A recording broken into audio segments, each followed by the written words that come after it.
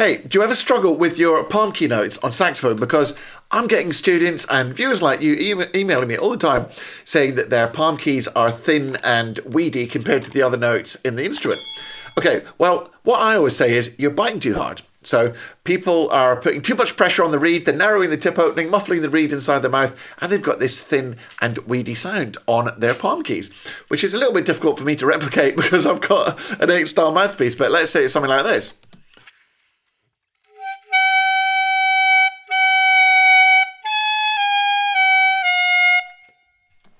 And so my advice is stop biting so hard, drop your embouchure, go for the goldfish, move the sides of your mouth in and forward, lip out embouchure. That's going to give you a nice big sound that you want. But what happens is when people do that, it goes from a palm key noise to the dreaded donkey noise. The palm keys don't come out. So instead of this,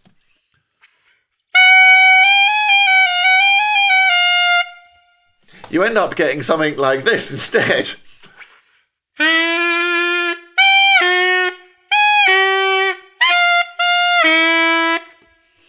Am I right? So today's lesson, we're going to look at this and find out exactly why that is and what you can do about it.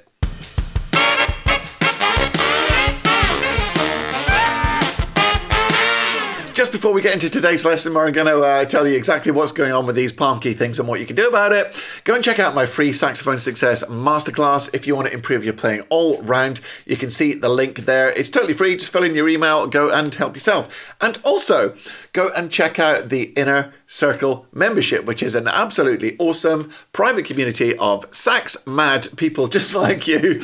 And there's a load of content which is really going to help you. And there's some really awesome special guests. In fact, we recently just had the one and only Mindy Abair share an hour and a half with us, and you're going to hear some absolutely cool stuff, such as the time she played with Aerosmith and only got the set list 3 minutes before she went on. So you're going to get the inside line with some really big names in the saxophone world, as well as all the content. And let's not forget, an absolutely awesome community to share your wins with and to pick you up when you're struggling. So go and check out the Inner Circle. You can see the link there. Right, without further ado, let's talk about these palm keys, why you're getting the donkey, and what you can do about it. In order to understand this problem, you have to understand a little bit about the physics of the instrument, and that is going to explain why you're getting the donkey noise. Now, I am not going to go into all this on this video because I've already done it in full detail with a lab coat and everything on the video linked above now. It's my video on Altissimo. Go into that video and I explain exactly how the saxophone works, why your vocal tract is so important, and why you won't be able to get altissimo notes just by using the fingerings. But the same principle applies to the palm key notes as it does to those altissimo notes. It's the same reason. And that reason is, in a very short nutshell, which you should definitely go watch the other video, but in a very short nutshell, if a nutshell can be short, can a nutshell be short? Anyway, the reason is that the vibration of the reed is controlled by two things. Now, you probably thought it was just controlled by one thing, which is what fingers you're pressing on the instrument. And that is a very important factor. Obviously, you move your fingers, the notes change. But there's another factor, which is the acoustic impedance inside your vocal tract, which is your mouth and your throat. How do we change this? How do we get these palm keys sounding fat, but still coming out without the donkey? Right. First exercise, I want you to grab your mouthpiece and just blow your mouthpiece and see what happens. It could be a high note like that, it might be a lower note. And what we're going to do is, we're going to try and bend the pitch of the note using our vocal tract, changing the shape inside your throat, moving your larynx up and down, really. That will allow us to change the pitch of the note. Now, this will demonstrate the point precisely for you because, look, there's no instrument, there's no fingers, I'm not changing any, there's no tube to change the length of. So the pitch change is caused 100% by what you do in here. Now, that is the big clue for what's coming up later. So what I want you to do is to blow your mouthpiece again and just do this thing. Your larynx is that bony thing, in men it's called your Adam's apple. Women have got exactly the same, but because it's smaller, you can't see it sticking out. And that's also why women have lower voices, by the way. So this part in here is your larynx. If you put your finger on it, or you swallow, you can feel it move in and out. Might be a bit uncomfortable pressing on your neck, but so don't push too hard. Now what we're going to do is, we want this larynx to kind of go down and back to effectively change the length of your throat in a way, which is going to influence the pitch that comes out your mouthpiece. So to do that, have a quick practice. You're going to put your finger there. You're going to fake a yawn, because when you yawn, your larynx goes down and back, but we don't want all the face stuff from the yawn. So just fake a yawn, and then you're going to put your embouchure back and try and hold that larynx down in that position. Now, when you do that, the pitch of the note will change. So this is the process. Step 1, play a note on your mouthpiece. Step 2, fake the yawn, but then put your embouchure back to normal and blow again.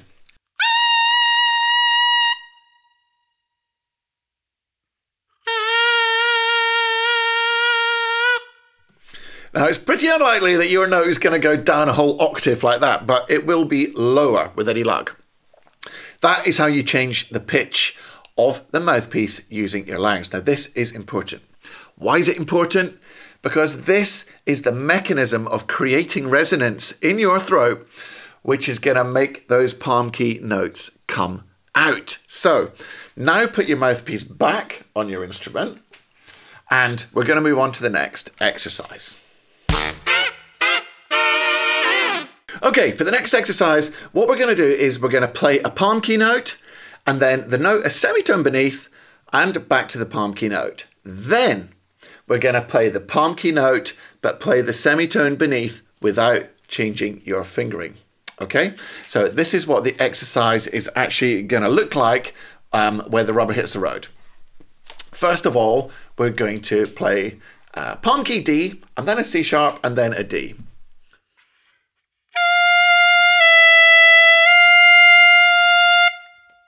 Then we're going to play the palm key D and do that same thing that you were doing before in your mouthpiece to bend the pitch down a semitone and back.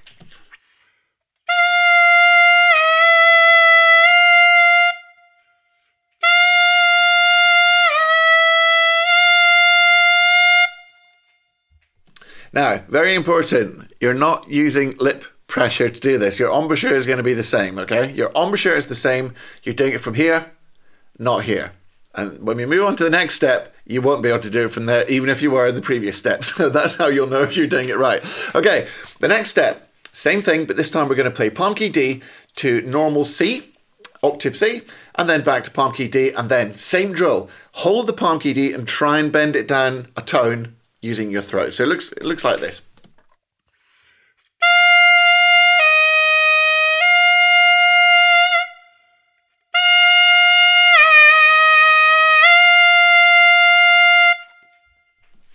Now, you might be able to do that, you might not. You might even be able to do the next one, and I think you know what's coming. You're going to play your palm key D and then B this time, and then back to D. Now, this exercise is the same on alto and tenor, and baritone and soprano, although the pitches obviously will come out different, but you're still going to play that palm key D no matter what horn you're using. Okay, now we're going to do D to B and back to D, and then try and bend down a whole minor third by using our vocal tract, our sort of larynx. Here we go.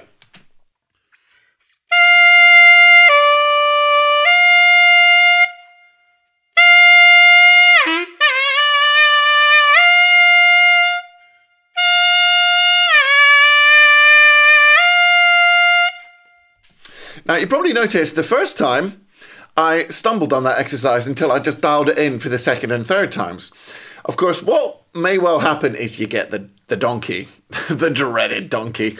So what might happen is this.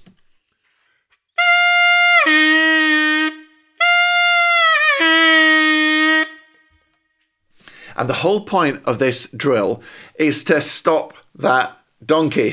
So see if you can hold the low note without the donkey coming out.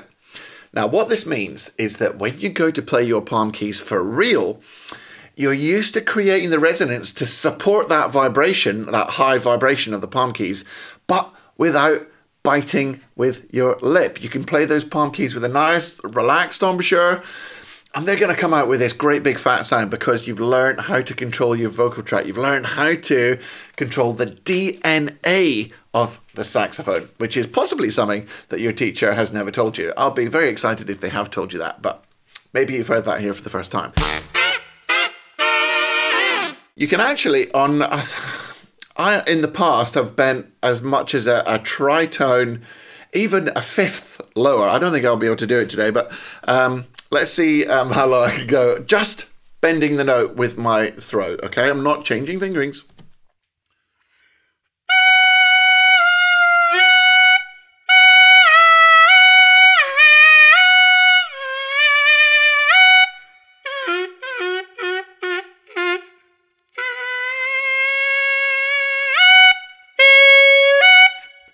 So that's the B flat. I'm playing a B flat using an E flat palm key fingering.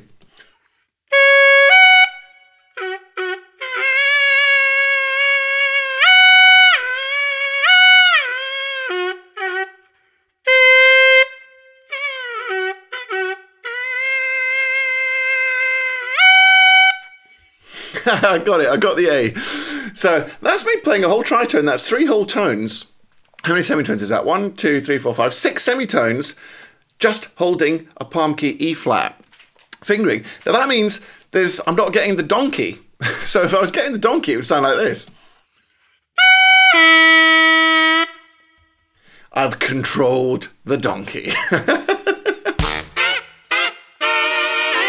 I'd be really interested to see how you get on doing this, and hopefully you will be able to start playing your palm keys with a nice fat sound, because if you bite, you're going to get a thin sound on the palm keys. It's as simple as that. So you're going to practice using the resonance in your throat to bend the palm key notes, and then when you go to play them later on, you'll have that lovely fat sound that you've always wanted. So that's all we got time for this week. I hope this is a really useful lesson showing you how to eliminate thin, squeaky palm key notes and to get a nice fat sound at the top end of your saxophone. So if you want to have a lovely free lesson, go and check out the 1 Hour Saxophone Success Masterclass.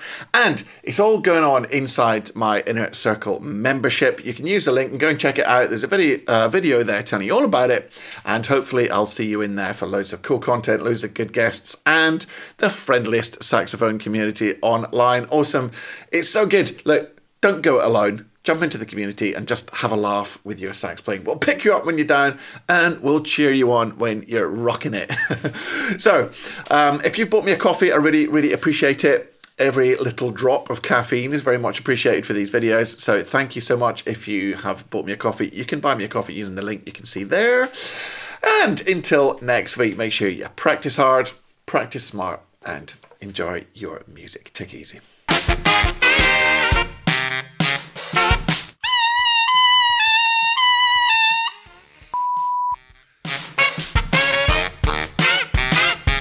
So that's all we've got time for. I hope this was a really